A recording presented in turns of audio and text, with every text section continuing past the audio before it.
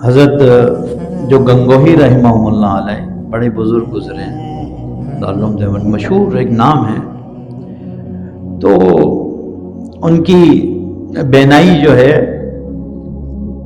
چلی گئی، ختم ہو گئی، نبینا ہو گئے، دیکھنا ختم ہو گیا، نظر آنا ختم ہو گیا۔ تو مگر حضرت یعنی کہ سرما باقاعدگی سے آنکھوں میں ڈالا کرتے تھے، سرما باقاعدگی سے آنکھوں میں ڈالا کرتے تھے۔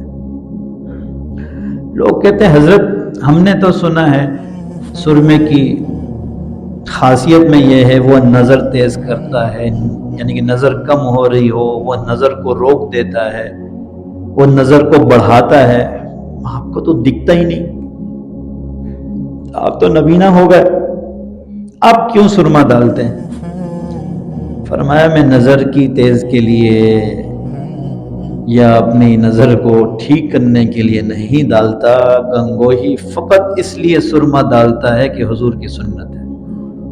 چاہے میری آنکھیں نہیں دیکھتی تو کیا ہوا، چاہے میری بینائی سرمے سے واپس نہیں آئیں گی تو کیا ہوا، مگر حضور کی سنت ہے، روایات میں ہے، حدیث ہے، میں اس سنت کو اپنانے کے لیے آنکھوں میں سرما ڈالتا ہوں۔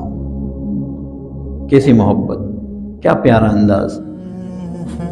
اور اب ایسے جملے سننے کو ملتے ہیں تو نعوذ باللہ کہ اپنے بچوں کو سرما نہیں ڈالا جاتا۔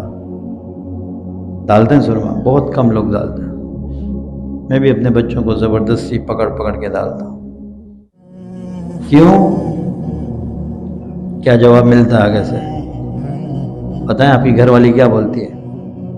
نہیں سرما نہیں ڈالنا، بچے پینڈو لگتے ہیں، دیہاتی لگتے ہیں، گاؤں والے لگتے ہیں، صحیح ہے نا؟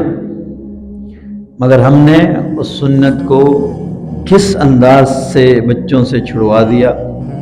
یہ تو ایک آپ نے سرما چھڑوایا ہے، اس کے بعد آہستہ آہستہ آگے چل چل کے جو آپ کے بچہ سنتوں کو چھوڑے گا اور آپ پھر پریشان ہوں گے، اس وقت صرف پریشانی ہی اس کا حل ہوگا اور اس کا بدلہ کچھ نہیں ہوگا، کیونکہ آپ ہی نے بچپن سے اس کو سنت پہ چڑھایا نہیں۔ سب سے پہلی بات یہ ہمارے معاشرے میں سنت سے دوری کا سبب ہمارے والدین ہی بن رہے ہیں۔ ہمارے والدین، آج کی والدہ، آج کا والد بچوں کو سنت کی طرف ترغیب دینی ہی نہیں ہے، دینی آتی ہی نہیں ہے۔ بہت بڑا فقدان ہے ہمارے بچوں میں، نوجوان نسل میں سنتوں کا علم ہی نہیں ہے۔